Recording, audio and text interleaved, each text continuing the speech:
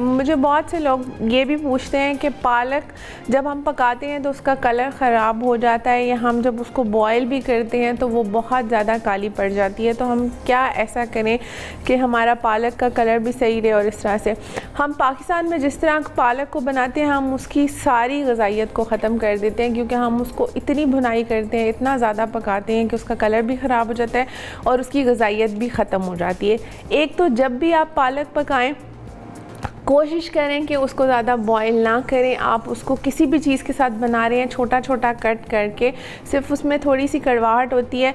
आप साथ ही चिकन के या गोश्त की अच्छी सी उसकी भुनाई कर लें, उसका कलर ख़राब नहीं होगा। या अगर आपको फिर भी लगता है कि उसमें कड़वाहट होती है तो ज़्यादा से ज़्यादा उसको छोटा छोटा काट के एक उबाल दिया करें, इससे ज़्यादा उसको बॉयल ना दिया करें। और जिस पानी में आप उबालेंगे उस पानी को अंदर ही ड्राई करेंगे ताकि उसकी ग़िज़ाइयत ख़त्म ना हो।